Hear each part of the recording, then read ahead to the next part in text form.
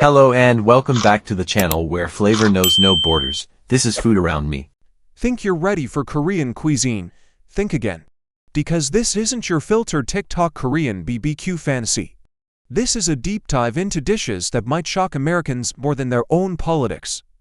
From raw intestines to coagulated blood, and even creatures they consider pets. Buckle up, this one's not for the faint of heart.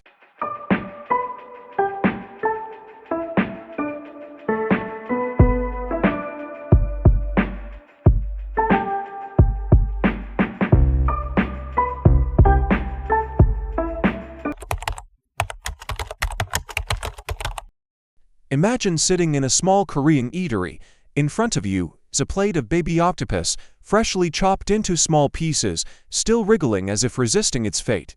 Tiny suction cups cling stubbornly to your chopsticks, forcing you to tug a little harder just to lift them up. For Koreans, this is sonaki, the ultimate proof of freshness and a fearless eating culture. But for many Americans, the sight feels like a close-up scene from a horror movie. The food is still alive. They watch with equal parts curiosity and dread, asking, "Are you sure it won't stick to my throat?"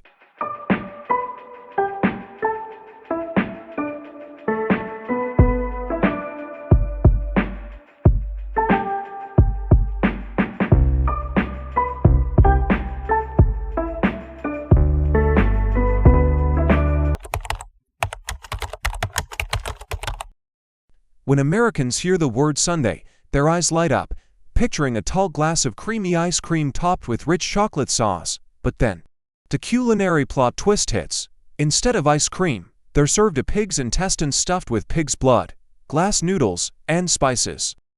For Koreans, Sundae is a beloved street food. Enjoy hot with salt, pepper. Sliced into neat rounds, each piece has a chewy intestine casing holding a glossy black filling of blood mixed with shimmering glass noodles and fragrant garlic and pepper. One bite releases a rich, slightly metallic creaminess from the blood, blending with the bouncy chew of the casing and the warmth of the seasonings. For organ lovers, it's heavenly. For the uninitiated, one mouthful might be enough to send them straight to the checkout counter. You walk into a traditional Korean restaurant. The server places a plate of stingray in front of you. Looks harmless, until the smell slams into your face. It's not fishy, not like soy sauce, but like fermented urine. Yes, hongeo, Korea's infamous fermented skate, smells so pungent that many first-time visitors are convinced they've just stepped into a public restroom at rush hour in the subway. Why does it smell like this? Unlike most fish, stingrays don't urinate through a bladder. Instead, they marinate their entire body in urea. When fermented, that urea breaks down into ammonia, the very thing your nose is now desperately trying to erase from memory. But for Koreans, hongeo isn't just food, it's a rite of passage. Eating hongeo is about proving you're mature enough to step beyond the boundaries of comfort. They often serve it with spicy kimchi and boiled pork, letting the ammonia mingle with the heat and richness, creating a flavor symphony only locals truly appreciate. Here's the twist. In Korea, the stronger the smell, the higher the quality. What you think is horrific is exactly what makes them proud. So the real question is, would you dare take the bite and push past the shock to understand why some call this restroom aroma the fragrance of home?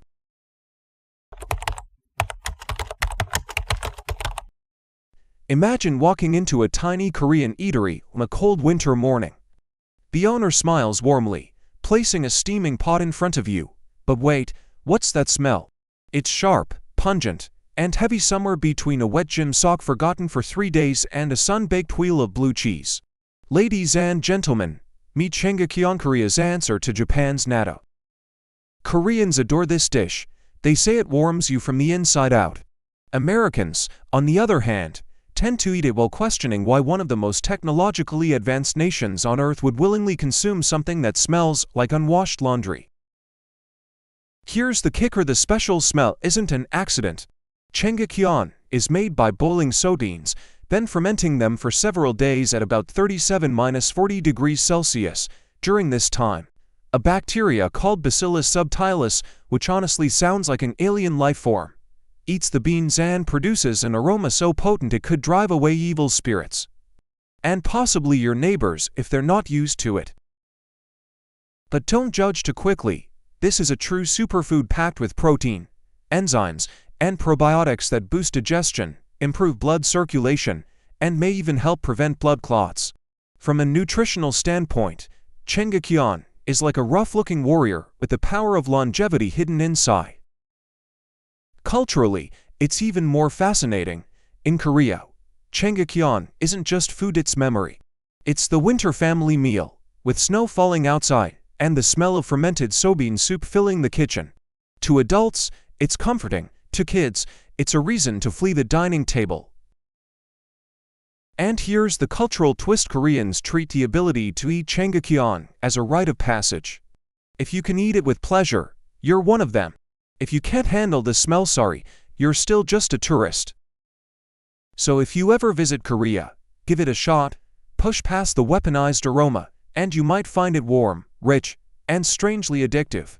Just don't schedule a date right after unless you want to be remembered by your scent.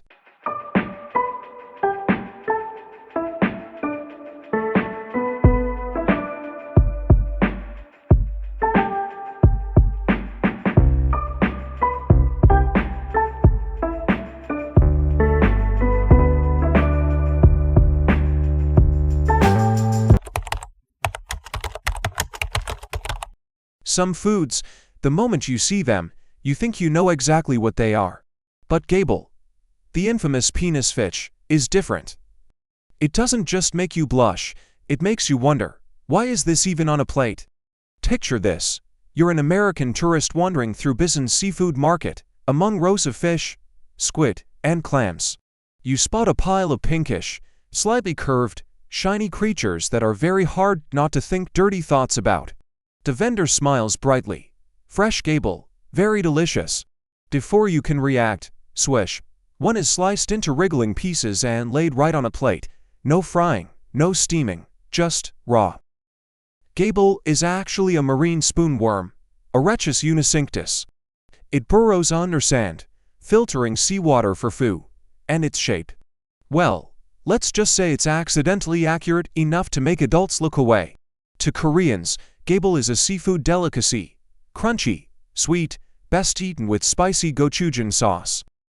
To many foreigners, especially Americans, it's pure trauma on a plate. But in Korean food culture, gable isn't just food, it's a hidden symbol. It shows up in jokes, drinking banter, and sometimes as a test of male courage.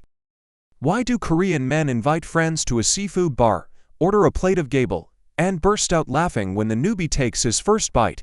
Because this isn't just about eating. It's a mix of challenging one's bravery, subtle power play, and yes, a bit of sexual humor. In the US, men might prove their toughness by chugging a dozen beers or eating death-level spicy wings. In Korea, a more seafaring version is to eat gable raw. The fresher, the better. And here's the irony: once they get past the shape, many Americans actually enjoy the taste. Some even describe it as super fresh calamari, but with extra drama. But for those who've tried it, the real question isn't is it tasty, it's would you dare eat it again? There are dishes that are more than just food.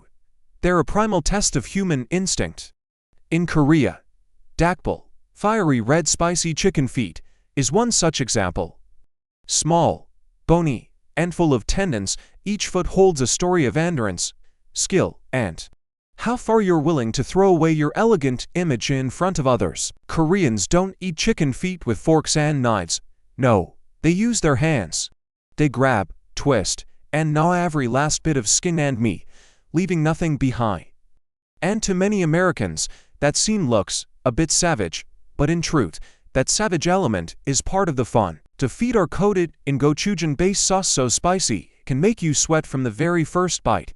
But that heat isn't just for torture, it's a bonding ritual. Sitting together, hands covered in sauce, faces flushed, no non-bones while chatting. This is a social glue in Korea. In Western culture, eating with your hands is often considered impolite, unless it's a burger or pizza. But in Korea, Chicken feet prove that closeness sometimes comes from breaking the rules of fine dining. You can't keep your royal composure while pulling bones out of your mouth with your fingers, and that's exactly why it brings people closer. Americans look at dak bowl and think, chicken feet? Really, isn't that the part with the least meat?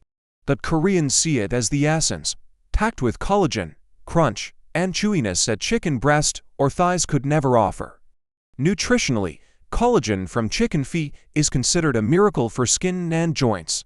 Psychologically, non chicken feet gives you a sense of victory, as if you've conquered a small challenge in life. Here's the twist. The dish some Americans call savage is actually a symbol of Korean bonding and culinary heritage. And from another angle, if you dare to eat chicken feet, it means you've crossed a cultural border, stepping into a world where food is not just for survival, but for challenge and connection. What if I told you that in Korea, there's a dish called sundae? But it's not ice cream, it's squid. Stuffed with glass noodles and animal blood. This culinary plot twist is called ojingyo sundae. Chefs take fresh, plump squid and pack it with a mixture of glass noodles, vegetables, spices, and here's the kicker, pig's or cow's blood for that signature color and flavor.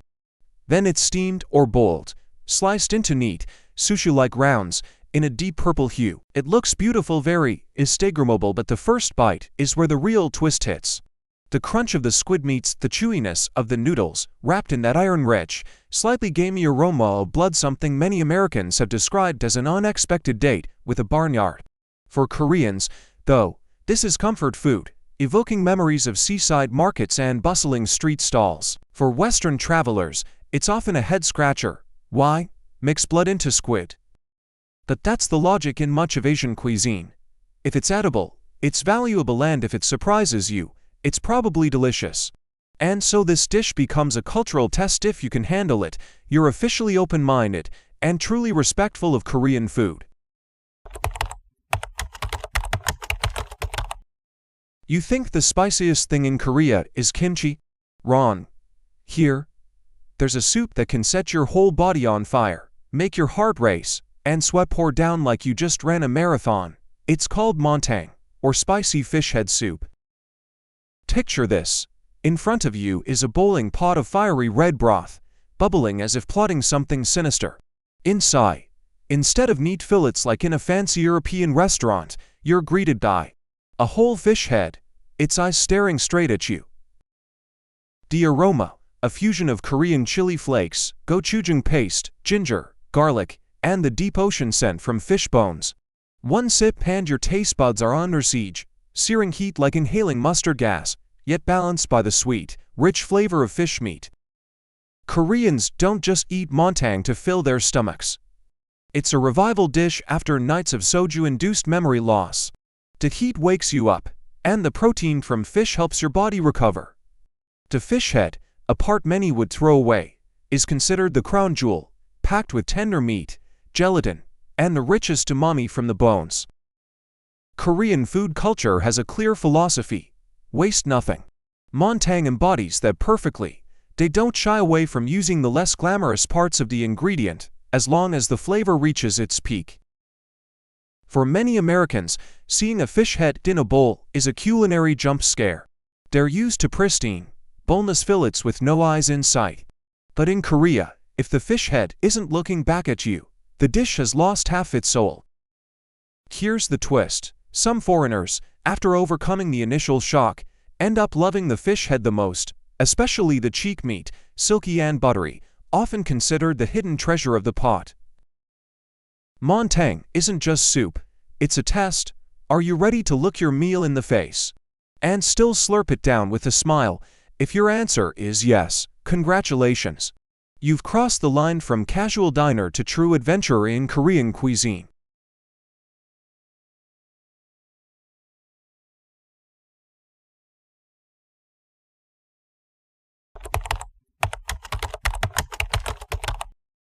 You know which dish makes Koreans frown while eating, yet keep reaching for more? It's not the spiciest dish, nor the most expensive one. It's grilled beef small intestines, gopchang. Yes, the name alone already carries a certain aroma. For many Westerners, This is something that belongs in the slaughterhouse bin. But in Korea, gopchang is a symbol of fearless eating. Fatty, smoky, and dangerously addictive. Grilling gopchang isn't just about throwing beef intestines on a grill, it's a ritual. The intestines are cleaned, marinated, then grilled over charcoal until the inner fat starts to melt and bubble. The sizzling sound is like an invitation, both seductive and slightly intimidating. The aroma rises, and let's be honest, it's a deep kind of smell. For the uninitiated, it might feel like, did someone just burn something in here? But gopchang isn't just a foodie's drinking snack. It's tied to Korea's post-war history, when every part of an animal was valued and nothing was wasted. For Americans trying it for the first time, the journey often has 3 stages: shock at the ingredient, curiosity sparked by the aroma, and love at first bite. So next time you see it on the menu, put aside your hesitation because you might just discover a new, fatty kind of love. You know that feeling when you see a smooth, innocent-looking green chili. Then take one bite, and suddenly it feels like the universe just poured molten lava straight into your mouth. Yeah, that's when you meet Cheonggyeonggoku, Korea's spiciest chili. But Koreans don't stop there. They stuff it with minced meat, coat it in batter, deep-fry golden, and turn it into a deadly yet beautiful spice bomb. Interestingly, Cheonggyeonggoku isn't an ancient native chili. It's actually a hybrid child between Korean green chili and Thai chili, bred in the 1980s specifically to make things spicier. Koreans have always been good at eating spicy food, but they constantly want to challenge themselves. It's like going to the gym. If lifting 50 kilograms feels easy, you push it to 70 kilograms just for the thrill. Except here, instead of lifting weights, they're upgrading mouth burn. The whole stuffing meat and deep-frying trick is a very Korean culinary twist. It's a dish that feels homemade like mom's cooking, yet also combat-ready like a survival test.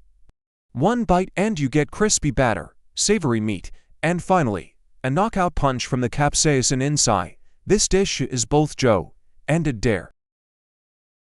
From a scientific perspective, capsaicin, the compound responsible for spiciness, isn't actually hot in a physical sense.